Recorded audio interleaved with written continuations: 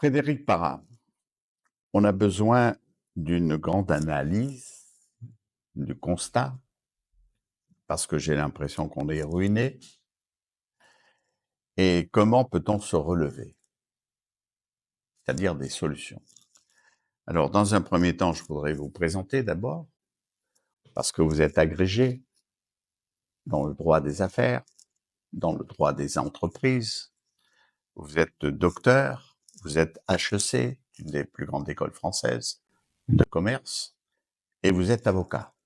Donc, vous êtes conseil. Et nous avons besoin de conseils aujourd'hui. Mais avant le conseil, je voudrais d'abord qu'on fasse le constat. Est-ce que nous sommes ruinés? Complètement ruinés? Est-ce que finalement, aujourd'hui, nous n'avons pas de budget? Nous sommes sans budget. C'est-à-dire que les ménages, les entreprises, les grandes entreprises ne savent pas très bien où elles vont, puisque nous n'avons aucun indicateur. Est-ce que j'exagère ou c'est vraiment le constat de la France? Bon, merci pour votre invitation. Alors, effectivement, les indicateurs sont mauvais, les indicateurs conjoncturels. Je vais en citer 4. La dette publique, 3 200 milliards d'euros. Le déficit public, on va peut-être être à 7% du PIB, c'est-à-dire à peu près 200 milliards. Un taux de prélèvement obligatoire au sommet de l'Europe, 48%. Et surtout, on va devoir aller chercher 300 milliards, l'État français va devoir aller lever 300 milliards en 2025, dans des conditions difficiles, sachant que la dette est détenue à plus de 50% par les étrangers. Donc, il va falloir les séduire. Donc, des indicateurs conjoncturels très mauvais. Et se rajoute à ça des indicateurs structurels mauvais. Une baisse de taux de natalité, une baisse de la productivité, une baisse de l'investissement, une dégradation de la qualité de l'enseignement, etc. Donc vraiment, les gens que je rencontre, moi en tant que conseil, je rencontre 1 à 2 chefs d'entreprise par jour, on sont tous inquiets, à la fois par l'état conjoncturel de l'économie et puis surtout par les tendances structurelles, qui est très négative. Alors, pourquoi on peut rentrer dans les explications, mais je pense que l'explication fondamentale, elle est à rechercher. Alors, certains nous disent oui, c'est effectivement le déclin, c'est effectivement la faillite qui nous tend les bras. C'est une position d'un auteur qui s'appelle Spengler au début du XXe siècle, qui théorisait cette notion de déclin des civilisations. C'est-à-dire qu'il disait que toute civilisation, toute culture naissait, croissait, atteignait l'acmé, une espèce de sommet, et ce qui peut durer d'ailleurs plusieurs siècles, et puis finissait par décliner. Donc on est peut-être dans cette situation où finalement on va tous décliner, thèse à Et laquelle... nous, seulement la France? Alors, toute civilisation, la France, l'Europe, ça c'est une thèse, mais je la partage pas, je vais vous expliquer pourquoi. Et face à cette thèse de Spengler du déclin de l'Occident, du déclin de toute civilisation, il fait ça il repasse toute l'histoire, il montre que c'est structurel, toute civilisation décline de façon définitive. Il y a un autre auteur qui s'appelle Carlyle qui a défendu la thèse inverse, la thèse qu'il appelle du grand homme. C'est-à-dire que dans toute l'histoire il y a toujours des grands hommes qui surgissent et qui prennent des bonnes mesures et qui permettent aux civilisations de perdurer. Donc, face à cette thèse du déclin, moi je la partage pas. Je pense que ce qui se passe simplement, c'est que on a une classe politique, si je rentre directement dans le cœur du sujet, parce que c'est un peu ce qu'on ressent du terrain. On a une classe politique qui est complètement déconnectée de la réalité.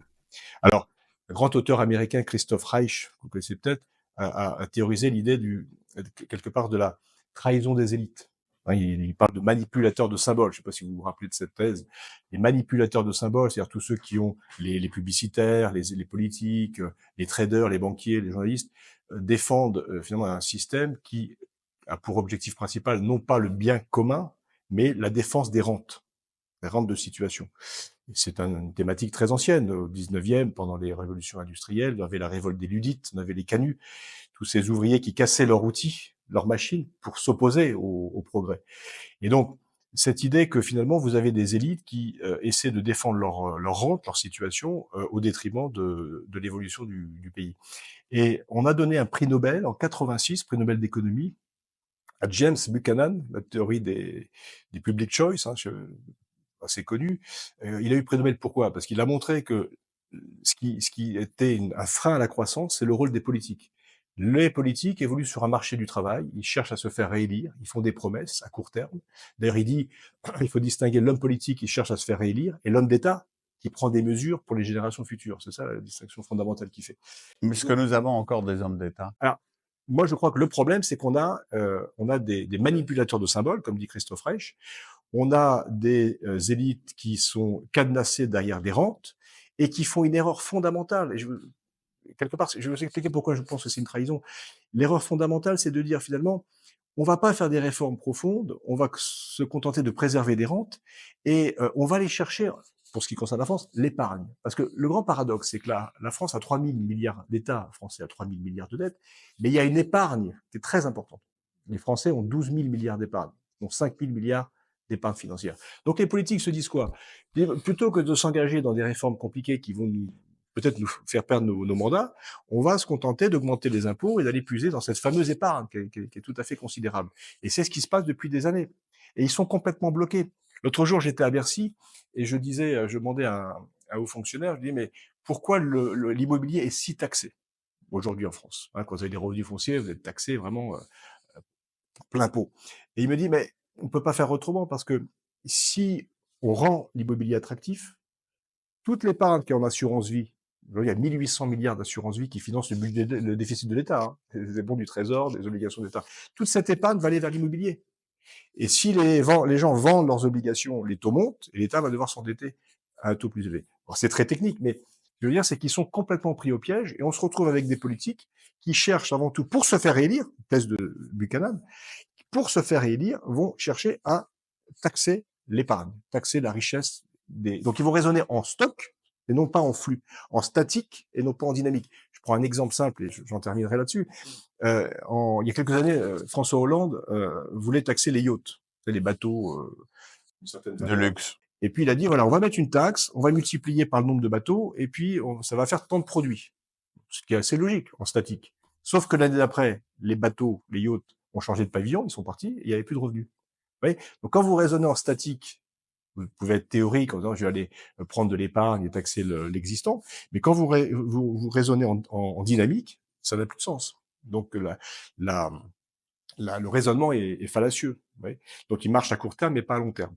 Et donc pour moi, le problème il est là, c'est que on sait ce qu'il faut faire. Le problème c'est qu'il y a tout un tas de gens qui ont des rentes, les politiques, les syndicats, tout un tas de gens qui bloquent le système, qui essaient de préserver leurs rentes et qui font l'inverse de ce qu'il faudrait faire.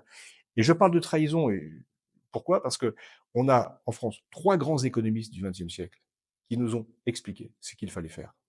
Ces 3 économistes, Alfred Sauvy, Fernand Braudel, Jean Fourastier. 3 grands, 3 Français. 3 Français, 3 grands économistes qui nous ont dit, qui nous ont expliqué que la croissance, c'est les gains de productivité. C'est-à-dire que ce qui augmente le pouvoir d'achat des classes moyennes, c'est pas la taxation, c'est l'investissement, l'éducation, l'augmentation du taux d'emploi, tout ce qui contribue à augmenter les gains de productivité. Et c'est tout ce que ne fait pas la France. C'est l'inverse de ce qu'elle fait. Mais est-ce qu'il y a en réserve des hommes politiques qui analysent la situation comme vous venez de le faire? Est-ce que ça existe en France? Vous voyez, c'est une grande thèse qui a été développée par Bergson, la thèse il disait que dans l'histoire, quand vous avez des religions ou des sociétés closes, fermées sur elles-mêmes, avec une morale close, il dit, apparaît toujours un grand homme, thèse de Carlyle aussi, hein, le grand homme qui va ouvrir, qui va prendre des mesures, qui va montrer un chemin différent. Ça, ce serait idéal, mais il faut avoir un courage. Ça existait en France. Ah, ça existait, bien sûr. En 58. Oui, on a eu des... Là, aujourd'hui, il dort à Colombey définitivement. Mais De Gaulle, pour ne pas le citer, Ouais. c'est ce qu'il a fait. Oui, mais c'est quelque part sacrifié, parce que, encore une fois, la différence entre un homme politique, c'est le court terme. L'homme politique vise le court terme, on va taxer ce qui existe, l'épargne, elle est abondante, on va la taxer, ça c'est le court terme. Mais le vrai homme d'État, c'est celui qui se sacrifie pour la génération future. Et c'est ce qu'il a fait. C'est ce qu'il a fait. Mais aujourd'hui, moi je n'ai pas d'exemple d'homme politique qui soit en mesure d'être fidèle à l'héritage de nos grands économistes, qui nous ont montré le chemin. Et vous savez, Hannah Arendt, elle a une belle phrase, à un moment donné, elle dit « Mais comment se fait-il que l'Allemagne, grand pays de culture, où l'Occident ait pu se compromettre dans des actions terribles pendant la guerre, notamment ?» 39-45, c'est ça, voilà, Hannah Arendt. Oui, la bombe atomique, etc. Et en fait, elle a une explication simple, elle dit finalement, on nous a, nous, notre génération, elle parlait d'elle, on nous a laissé des savoir-faire, des connaissances, des infrastructures, tout un tas de belles choses finalement. Mais la génération d'avant, elle a oublié une chose. Quand on donne un héritage à quelqu'un, il faut pas se contenter de matériel, il faut aussi donner un testament, c'est-à-dire un message. Et la génération d'avant n'a laissé aucun message. Vous voyez ce que je veux dire? Elle a laissé des savoir-faire, des connaissances, mais pour faire quoi? Quelle était la vision? Quelle était la finalité de tous ces savoir-faire? Frédéric Parra, vous venez de dresser un constat terrible. On est ruiné.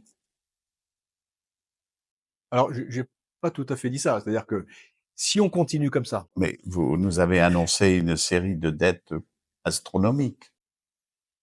je pense qu'effectivement, si on raisonne en statique, si on se dit aujourd'hui 3200 milliards de dettes, une croissance de zéro, pas de gain de productivité, effectivement, c'est mort. Éducation nationale Qui périclite. médiocre, hôpitaux Oui, difficile de se faire soigner avec efficacité et rapidement, oui. entreprises finalement avec des marchés atones. C'est ce que vous... Oui, c'est ce que me disent les chefs d'entreprise que je vois tous les jours, bien sûr. Une fiscalité notamment par rapport aux ménages incroyable, pas tellement...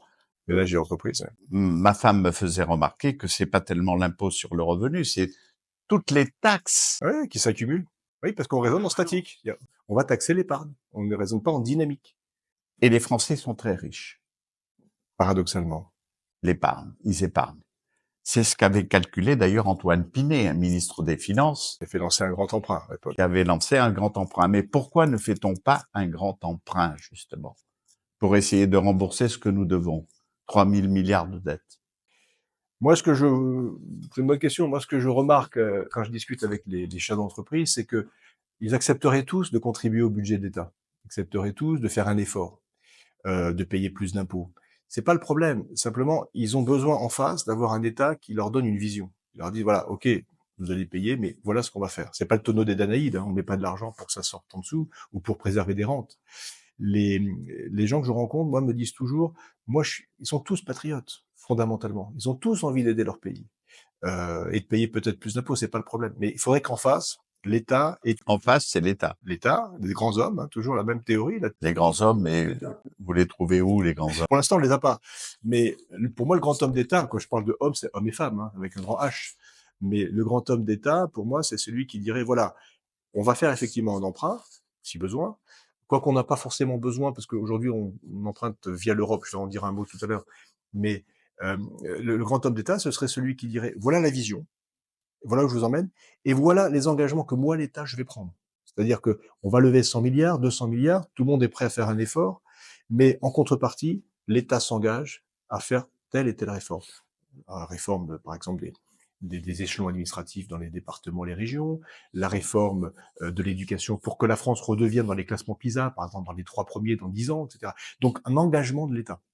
Et si l'État s'engage dans une vision qui fait que la France va redevenir une grande puissance économique, avec des réformes, en face, vous pouvez avoir des gens qui contribuent. Ça, c'est possible.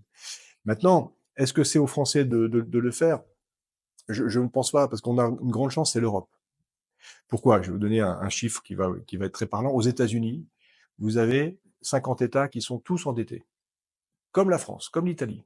Et en plus, au-dessus de l'État, de ces 50 États, vous avez un État fédéral qui a 25 000 milliards de dettes. C'est assez colossal, 25 000 milliards de dettes, l'État fédéral.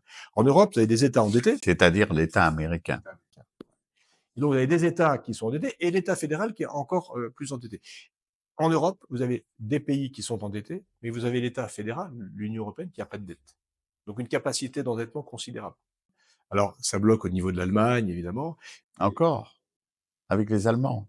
Ben oui, parce qu'en face, si il y a un pays comme la France qui fait aucune réforme, qui se contente encore une fois de fiscaliser, qui n'a aucune vision, c'est sûr que c'est compliqué pour les Allemands d'envisager l'avenir.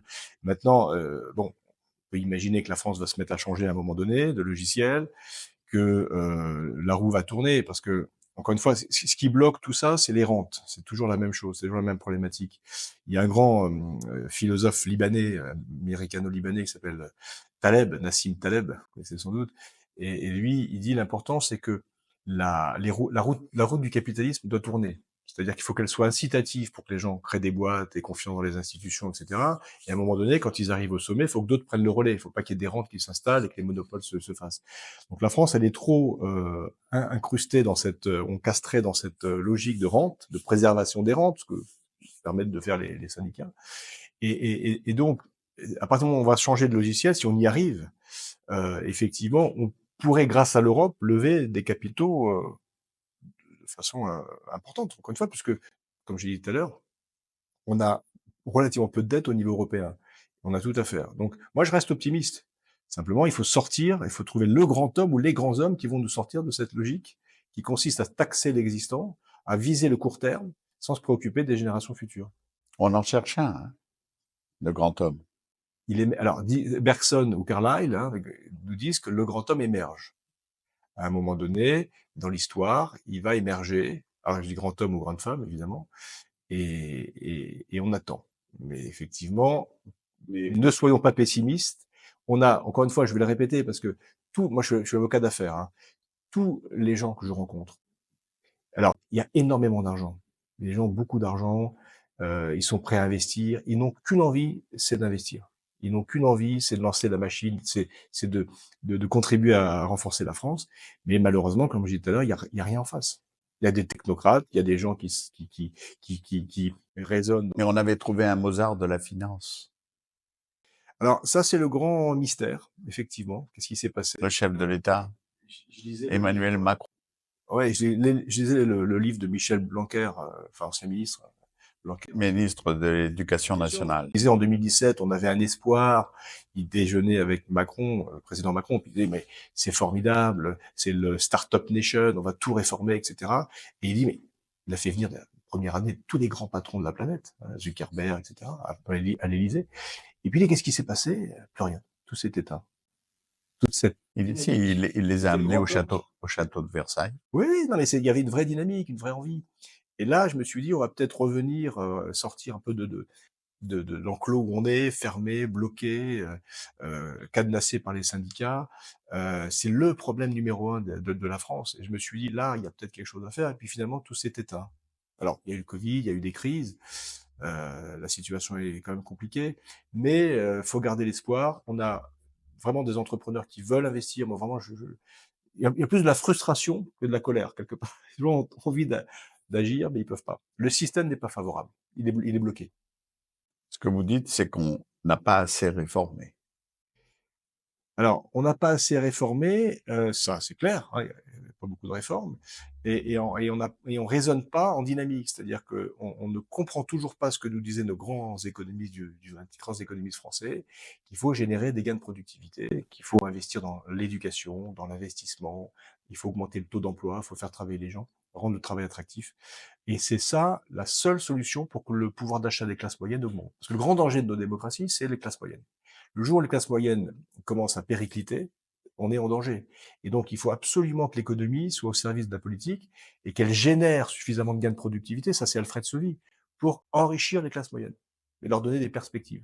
Sinon, on rentre dans un cycle très très négatif où les gens s'appauvrissent et là, ils consomment moins, ils attendent, etc. Donc voilà, gardons l'espoir. Moi, vraiment, je veux faire ressentir ce sentiment que j'ai du terrain, de chefs d'entreprise qui ont envie de contribuer, qui ont beaucoup d'argent souvent, enfin beaucoup d'argent, la capacité de lever beaucoup d'argent, mais qui sont en attente d'un signal fort de l'État. Et rien ne vient, il n'y a aucun filial, puisque maintenant les partis se disputent pour avoir la place de Premier ministre. Oui, la question on est en pleine foire d'empoigne. Oui, tout à fait. La question, c'est pour faire quoi? Le Premier ministre, pour faire quoi? Quelle est la vision? Moi, j'attends toujours qu'on me dise quelle est la vision et quels sont les grands engagements de l'État. Et je ne dis toujours rien, on a toujours rien.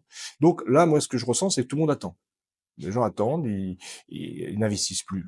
Les projets sont arrêtés, l'immobilier est dans un état catastrophique, le secteur de la construction. J'étais encore avec un chef d'entreprise hier dans Seine-et-Marne, avec certains volumes d'affaires qui étaient catastrophés.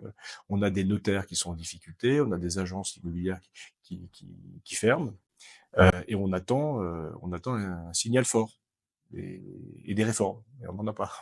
Donc, Premier ministre, oui, mais pourquoi faire? Alors, si nous avons un peu d'argent, en espérant de ne pas être taxés, nouveaux, parce que sur le plan de l'inventivité des taxes, les hommes politiques qui sont en place prolifèrent. Ils ont beaucoup d'imagination. Oui, c'est ce que je disais tout à l'heure, c'est qu'effectivement, ils raisonnent en statique sur une épargne qui se crée donnée, et on va aller pomper, entre guillemets, l'épargne sans réfléchir à la dynamique. C'est le problème principal. Et si nous avons un peu d'argent, qu'est-ce qu'il faut faire? Là, je vous pose une question simple. Alors, qu'est-ce qu'il faut faire? Je ne vais pas rentrer dans la technique.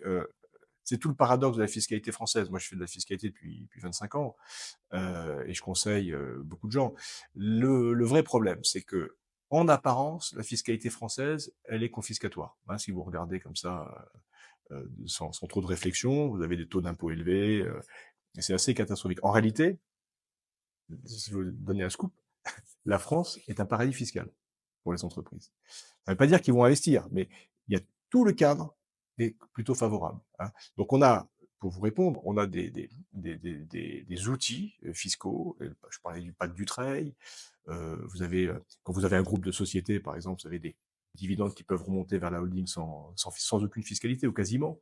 Quand vous avez des sociétés des groupes qui vendent leurs filiales, les plus-values sont exonérées ou quasiment. Vous avez la possibilité avec le pacte Dutreil de transmettre quasiment franchise d'impôt votre groupe. Donc il y a plein de dispositifs que le législateur a mis en place qui prouvent qu'il est quand même assez intelligent. Et donc on a tout le cadre qui existe. Donc si vous avez de l'argent et un projet, on a des schémas parfaitement légaux, bien sûr, mais tout à fait intéressants qui dégagent de la rentabilité. Donc on sait faire. Simplement, la question c'est est-ce qu'on peut avoir confiance? Est-ce qu'on peut avoir confiance dans un État qui n'a pas de vision, qui n'a pas de perspective? Donc, fiscalement, on a tous les outils. Juridiquement, je pense que le législateur a fait le travail. Simplement, aujourd'hui, c'est très paradoxal ce que je vous dis, hein, c'est que on sait faire, on a les outils, mais en face, on a, comme vous le disiez tout à l'heure, une inquiétude. Est-ce que ça va durer? Est-ce que le pacte du travail va pas être remis en cause? Est-ce que les gens attendent? Ils savent pas.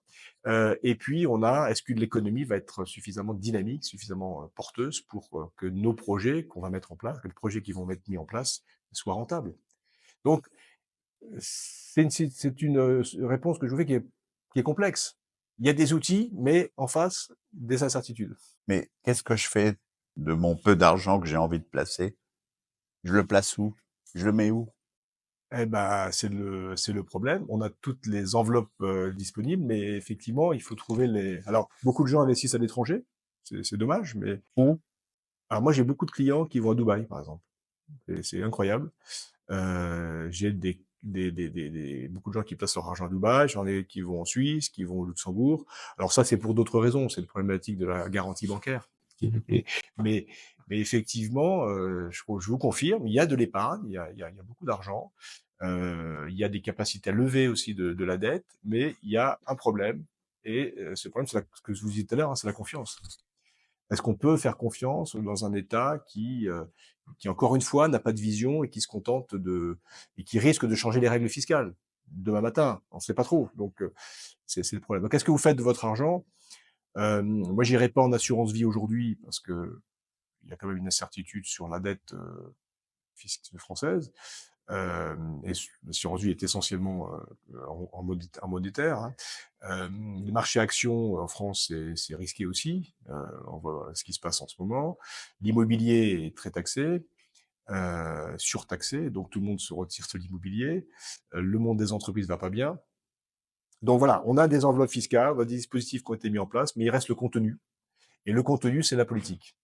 C'est que la politique doit donner envie et doit rassurer. Alors, je sais pas si ma réponse est claire, en fait. Hein. Ben, C'est- on vous dit, ce qui est clair, c'est qu'on n'a aucune confiance à la politique en ce moment. voilà. Et ça, c'est le problème. Ouais. On n'a pas de vision, on n'a pas de confiance, et on n'a aucun signaux qui nous donne l'impression que les perspectives vont s'améliorer. Donc, souvent, les gens procrastinent d'attendre, voire ils placent à l'étranger, ou parfois même en monétaire. J'ai plein de gens qui me disent, ah ben, je vais placer pendant 3 mois, là, en attendant. Et je me dis souvent, quel gâchis. Parce que il y a tellement de besoins dans l'économie, il y a tellement de choses qu'on peut faire, mais malheureusement, trop d'incertitudes. Donc, c'est vrai que les politiques, je suis sévère avec eux parce que ils manquent de vision et de perspective. Je sais qu'ils font. Alors, c'est compliqué parce que c'est un problème politique. Il faut que officiellement, visuellement, la fiscalité française soit considérée comme dure pour les plus riches, mais en même temps, elle doit être attractive.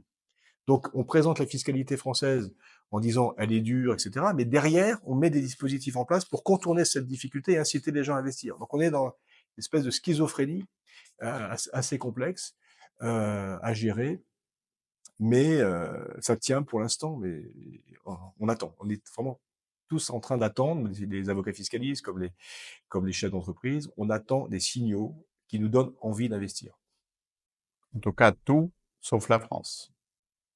Non, non, je dis pas ça. Je dis pas ça. Oui, mais Aujourd'hui, en l'état, c'est sûr que tout, sauf la France, évidemment, c'est ce que. Mais encore une fois, je pense que il y aura l'émergence de politiques qui vont, à un moment donné, transcender les intérêts strictement politiques des partis et qui vont servir l'intérêt de l'État et de la France. Donc je reste quand même optimiste, j'insiste là-dessus. Il y a vraiment, les chefs d'entreprise ont envie d'investir. Il faut juste leur donner confiance et un cap et une vision. quel est l'homme? Vous avez un nom qui va se lever? À chaque fois, j'ai pas de nom, c'est aux Français de le choisir. Et en général, c'est pas celui qui est favori qui émerge. Hein, il arrive comme ça. Ou elle arrivera comme ça, je ne sais pas. Mais à un moment donné, la France se relève toujours. Mais regardez, Frédéric Parra, il y a un homme qui s'est levé, qui a donné en quelque sorte confiance et des assurances à l'opinion publique. Et tout le monde essaie de lui casser la gueule. C'est Bruno Retailleau. Même dans son propre parti. Oui, oui, oui, tout à fait. Alors après, le grand homme doit aussi avoir, à mon avis, un point essentiel, c'est de rassembler. C'est-à-dire un homme politique qui base son discours, parce que j'en vois beaucoup, hein, des hommes politiques qui commencent par attaquer, par critiquer, etc. Pour moi, la base de tout, c'est de rassembler, qu'il n'y ait pas de, de, de, d'exclusion. Et je trouve qu'effectivement, alors, sur Retailleau, très bien, sans doute à l'intérieur, mais pour moi, le grand homme, c'est celui qui, certes, va donner une vision, un cap, etc., qui va sortir la France de sa problématique qu'elle a aujourd'hui, qui va pouvoir l'ouvrir, mais dans la, comment dirais-je, dans la cohérence et sans exclure tel ou tel. C'est vraiment très important. J'insiste là-dessus, mais on ne peut, c'est Camus qui disait ça. Camus disait, on ne construit rien sur le ressentiment, sur la haine. Donc, pour moi, un ministre ou un politique qui commence son discours par l'exclusion, par la haine, il est disqualifié. C'est vraiment le point essentiel. Il faut rassembler. Et malheureusement, aujourd'hui, je n'ai pas encore vu ce profil, mais il arrivera. C'est l'histoire de la France. C'est-à-dire qu'on cherche un nouveau De Gaulle. Oui, ou une nouvelle, enfin, ce sera peut-être une femme, parce que pourquoi pas. Mais je pense que il faut rester confiant. On a tous les atouts quand même pour, comme j'ai dit tout à l'heure en début d'interview, la France est un pays riche. On a des entrepreneurs de talent, on a plein de qualités. Je pense que maintenant, le travail doit être fait au niveau politique. Et l'histoire nous apprend que cet homme ou cette femme politique qui ouvrira comme dit Bergson, hein, qui rendra la société ouverte, elle arrivera, elle émergera. Il faut rester confiant. Vous reviendrez, Frédéric Parra? Oui, vous verrez que dans quelques années, si vous avez la gentillesse de m'inviter à nouveau, vous verrez que l'économie est toujours faite de cycles et l'histoire est faite de cycles et à un moment donné, je pense que ça repartira. Merci. Merci à vous.